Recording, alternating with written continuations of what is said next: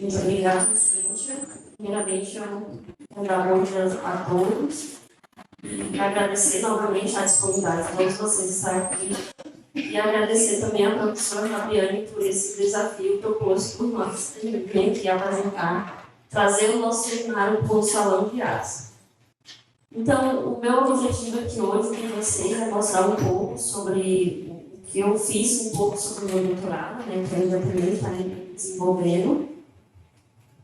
Então, primeiramente, eu quero começar pelo bioma Amazônia. É o maior bioma da América Latina, ele corresponde a 60% do nosso território brasileiro.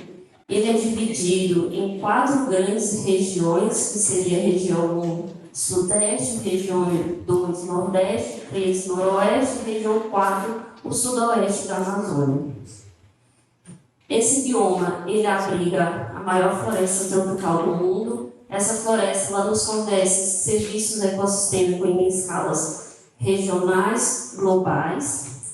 Não tem como não falar do bioma Amazônia sem falar do desmatamento e que esse desmatamento ele está ligado à expansão agrícola, até porque o bioma Amazônia é uma das últimas fronteiras agrícolas, principalmente do nosso país. E outro também que eu achei interessante trazer foi o levantamento do MEP Biomas, né, isso está disponível para todos. É um levantamento que eles fizeram do ano de 85 até o ano de 2021, que dava 37 anos. Foi um levantamento sobre a cobertura da Amazônia brasileira. Então, praticamente há 40 anos atrás, nessa imagem a gente consegue observar, né, que até o ano de 85 praticamente esse bioma estava intacto, até porque não tinha chegado ainda esse desmatamento lá. Quando se mudou-se esse cenário ao longo desses 37 anos, percebeu-se que o bioma perdeu 12% da sua cobertura vegetal, da sua cobertura nativa. Aqui em amarelo, isso corresponde a 15% da agropecuária, que seria pastagem e agricultura. Nesse gráfico aqui, a gente consegue visualizar melhor isso, que aqui seria em milhões de hectares, e aqui seria os anos, que seria ao longo do tempo, de 85 a 2021. Então, a floresta ela perdeu praticamente 70 milhões de hectares, e desses 70 milhões de hectares, praticamente quase 68% corresponde à pastagem e à agricultura. Só que a agricultura está praticamente 58%, a pastagem 58 milhões de hectares e a agricultura 7 milhões.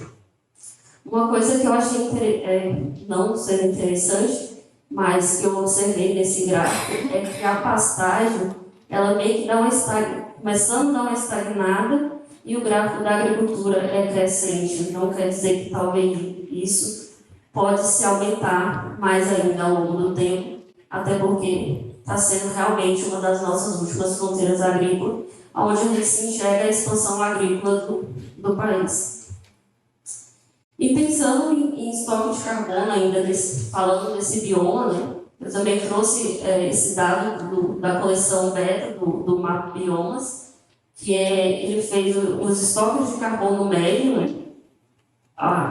O bioma amazônico, ele está ocupando em terceiro lugar, somente atrás da Mata Atlântica e do bioma Pampa.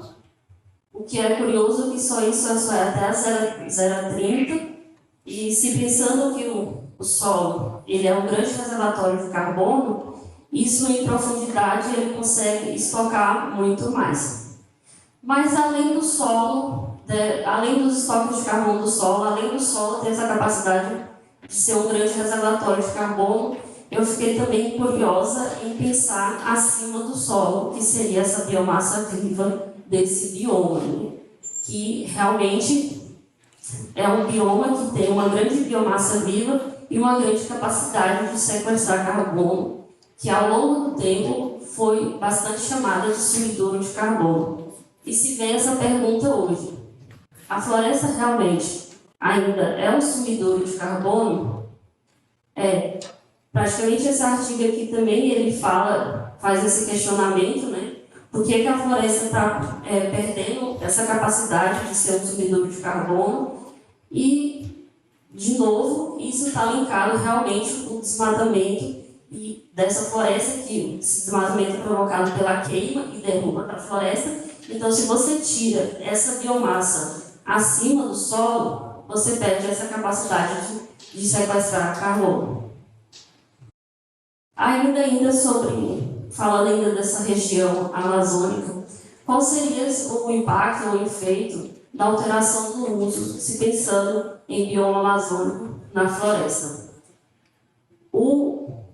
A alteração do uso nesse bioma se dá da derruba e queima dessa floresta. O que esse processo acaba acarretando?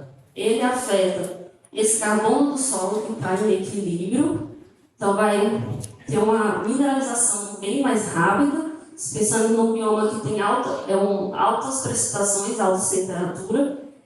Não somente o carbono do solo vai ser afetado, mas a composição da matéria orgânica também. Se a gente for pensar, a floresta compõe plantas de metabolismo C3, e depois dessa queima e derruba, você entra com outro tipo de uso do solo, que seria pastagem e agricultura. Geralmente, no bioma amazônico ou no cerrado também, as plantas mais utilizadas são plantas de metabolismo C4. Então, com isso, você fazendo essa alteração do uso do solo, você consegue modificar, você pode modificar essa composição química, essa composição da matéria orgânica, adicionando carbono novo nesse solo. Outra coisa que também pode acontecer, a mobilização da vegetação endógena, ou não também. Então, antes você tinha esse cenário, e esse cenário ele pode ser mudado devido à alteração do uso do solo. Então, qual seria a minha motivação de estudar matéria orgânica do solo no sudoeste da Amazônia brasileira, pensando no estado do Acre? Existem poucos trabalhos que falam sobre os efeitos da pastagem nos estoques e composição química da NOS em profundidade até 1 metro. Até então, trabalhos que foram buscados na literatura seriam de 0 a 30 e 0 a 40. Outro cenário também é porque o Acre ele tem 85% das suas florestas intactas, então isso é bem difícil você encontrar uma região ainda que tem uma grande área de vegetação nativa, uma área intacta, que você pode estudar como está o comportamento desse carbono do solo nessas áreas nativas. E outro também é tentar ver também como está esse carbono do solo nas áreas de pastagem, que já foram desmatadas há bastante tempo, ver como isso está se comportando e possivelmente talvez estabelecer algumas estratégias sustentáveis para essas áreas de pastagem para esses produtores. Então, com isso, o objetivo foi avaliar o impacto da conversão de floresta tropical amazônica para a pastagem, nos estoques de carbono e estabilização da NOS em profundidade no margem-sul do sudoeste da Amazônia brasileira.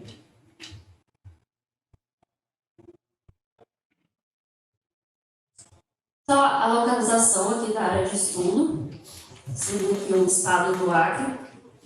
Todo o quadrante aqui seria o sudoeste da Amazônia. E esse aqui em verde é o sudoeste da Amazônia brasileira.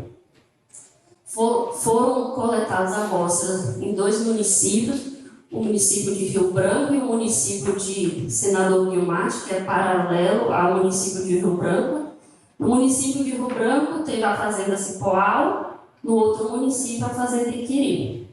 Ambas fazendas elas tinham um margem-solo vermelho e amarelo e um relevo que ia de suave ondulado a ondulado.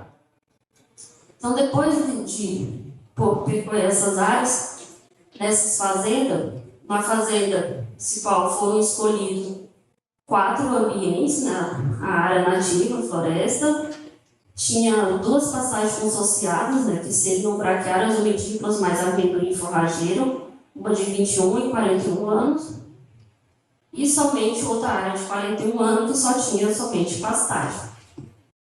Na fazenda Iquiri foram 3 ambientes, floresta e pastagem de 41 anos e de 21 anos, e era somente pastagem.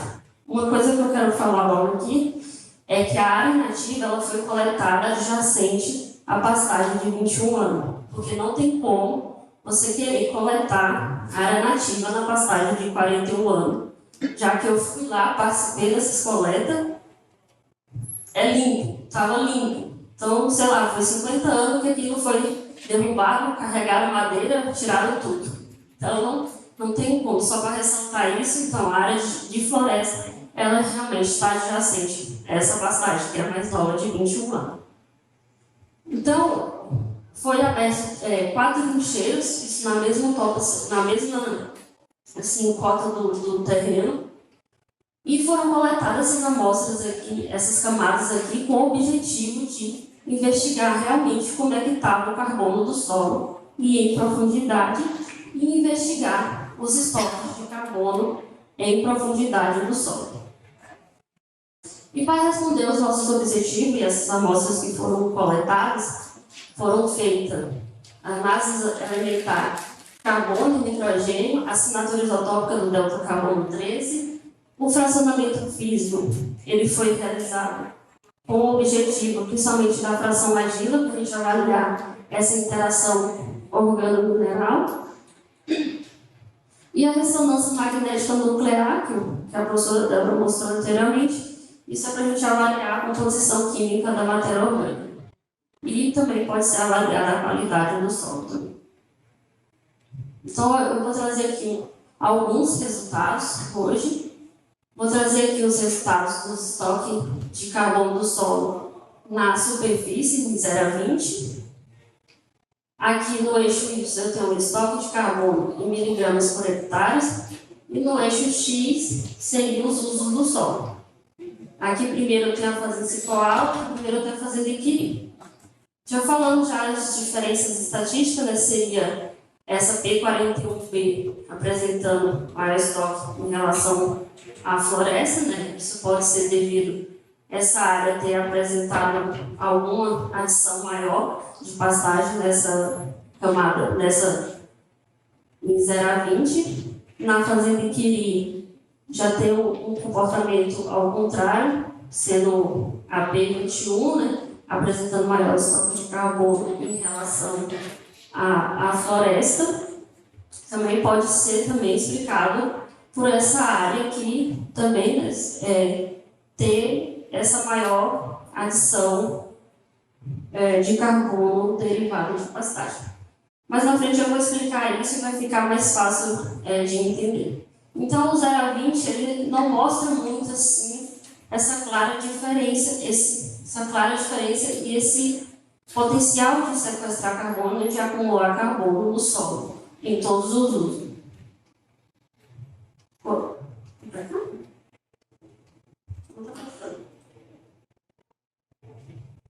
Passou?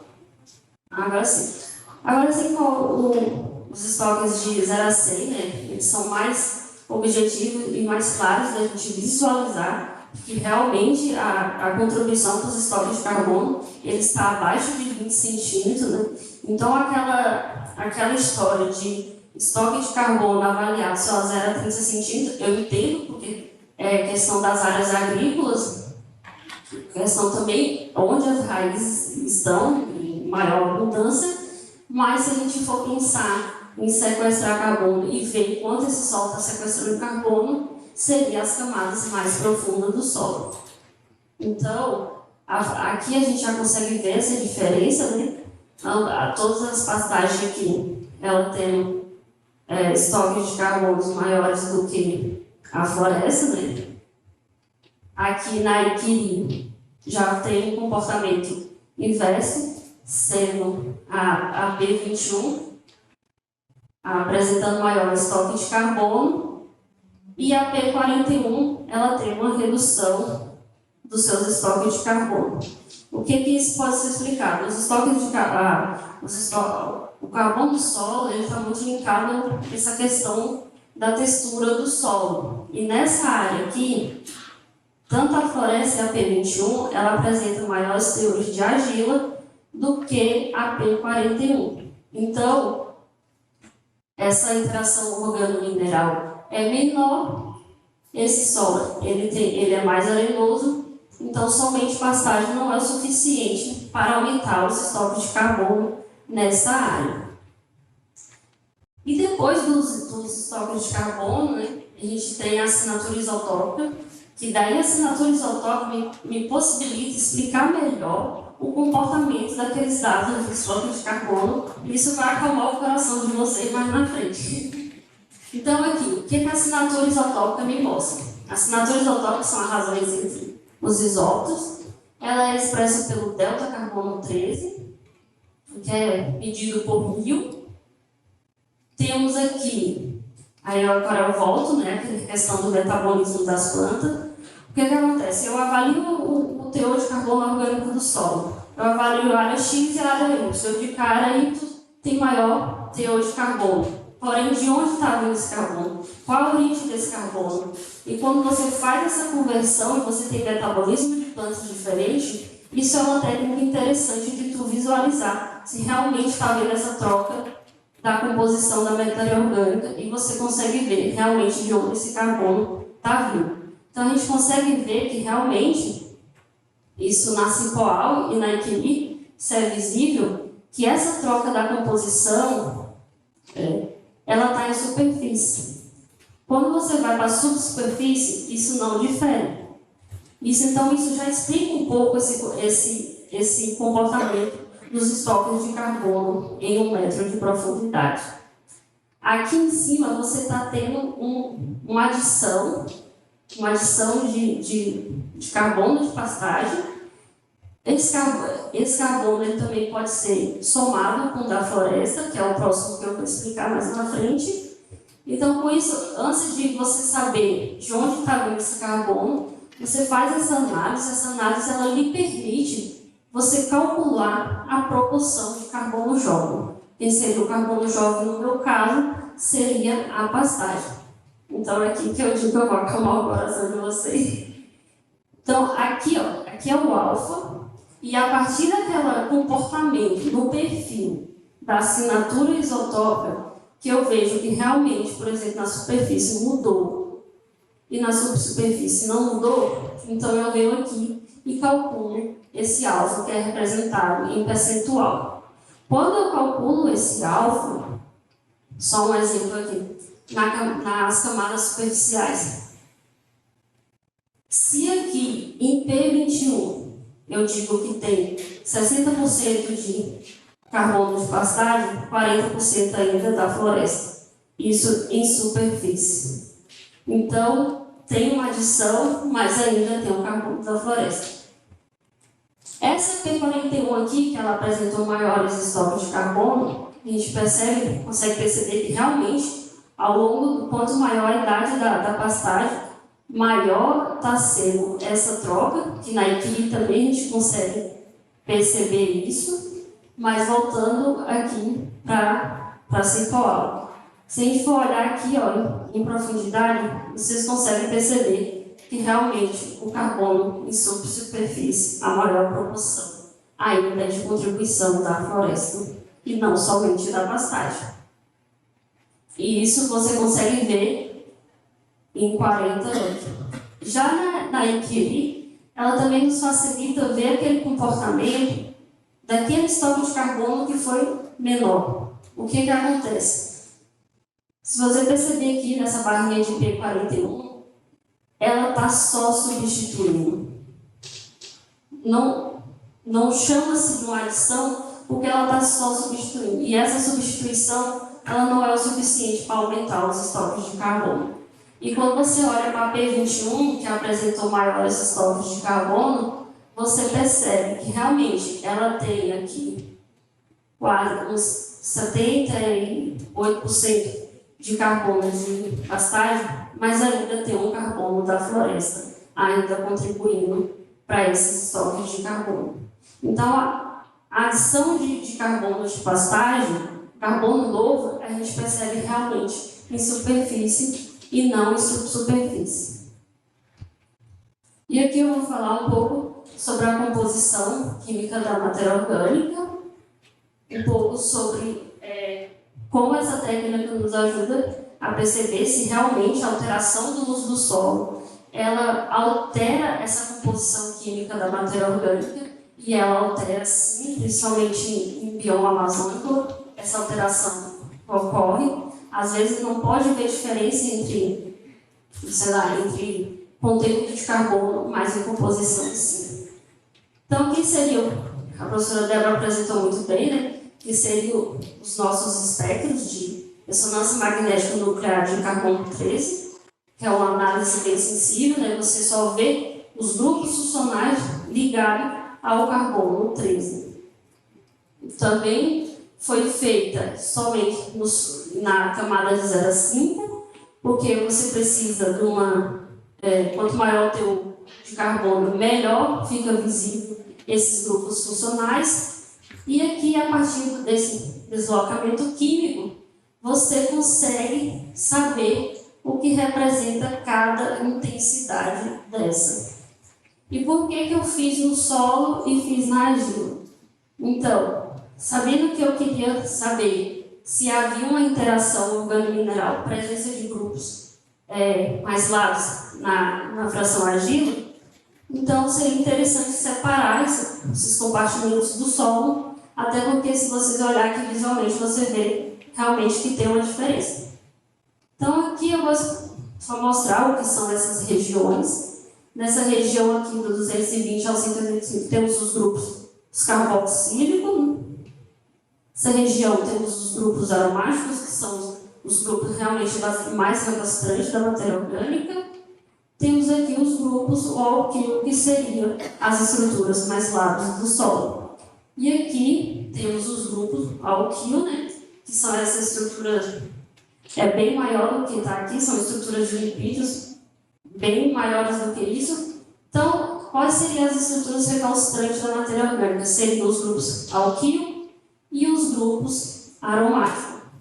Então, no próximo slide, eu vou mostrar que depois que você tem a obtenção desse espectro, através das áreas, né, dessas intensidades, você consegue saber a distribuição dos grupos funcionais. Então, a distribuição relativa desses grupos funcionais é em percentual. Aqui é como se fosse aquele espectro, só que aqui eu estou mostrando uma distribuição relativa. Então, o que eu observei no solo e observei na fração argila? Eu observei que no solo eu tenho um aumento de estrutura plasma. E como a distribuição relativa aumenta um, diminui o outro. E na fração argila, que eu esperava que eu poderia ter maiores estruturas alquilo, nesse solo, nessa região, isso não aconteceu. Então, o que acontece é que realmente as estruturas lábias não estão protegidas nesse solo. Isso aqui eu trouxe os dados da Fazenda Cipó. A Fazenda Iquiri, a gente consegue ver realmente bem nítido, né, que essa alteração do uso, ela muda sim a composição química da matéria orgânica. Então, essas áreas aqui também mostrou esse aumento de estruturas lábias e a diminuição dessas estruturas lábias na fração argila. Então, a Fazenda Iquiri tem o mesmo comportamento. Essa matéria orgânica, teoricamente, ela não estaria protegida. E como conclusões, né, realmente a pastagem ela afetou os estoques de carbono, mas bem diferente nas duas áreas estudadas. Essa substituição de C3 por C4 na fazenda Cipoal, ela aumentou os estoques. A partir dos 21 anos, no perfil de 0 a 20, a gente vê que a maior contribuição dos estoques de carbono está a 1 metro de profundidade. A Iquiri foi somente a P21, realmente, que eu encontrei esse maior estoque de carbono do que a pastagem mais antiga. E com isso, a gente percebe que a alteração do uso do solo, ela não afetou os estoques de carbono acumulados nessa P41 devido realmente a essa menor interação organo-mineral. E aqui, por exemplo, deixa eu passar logo, então, que eu preciso dessa figurinha aqui. Então, aqui, sobre a composição da matéria orgânica. Essa alteração do uso do solo, ela leva à mineralização da vegetação endógena, que seria essa aqui, que já está no solo, né? seria já a matéria orgânica já umidificada. Então, o que está acontecendo? Quando você altera esse uso, tem essa inserção de plantas C4, você acaba tendo realmente uma mobilização dessa vegetação, desse carbono da vegetação endógena, e isso é mineralizado, por isso foi isso que aconteceu naquelas áreas que apresentou menor estoque de carbono. E realmente essa alteração do uso do solo, né, com essas gramíneas, com essas pastagens, elas promoveram o aumento de estruturas lábeis, que se encontram realmente na fração maior do solo. Então quer dizer que é uma matéria orgânica que ainda não está protegida. E aqui eu quero fazer meus agradecimentos às instituições de ensino e pesquisa, à Universidade, à URGS, o Programa de Pós-Graduação em Ciências do Solo, o Instituto de Química, o CNPq, principalmente agradecer aqui a Embrapa, porque desde o meu mestrado a gente tem essa parceria, então eu já tive uma dissertação, agora eu vou ter uma tese com a parceria com a Embrapa, que eles que nos propôs, né, coletar essa amostra, estudar a matéria orgânica nessas áreas e me possibilitar também conhecer um pouco do bioma amazônico. Também quero agradecer aqui também, né, a professora Fabiana, que me fez esse desafio aqui de novo. Então, meu muito obrigado a todos.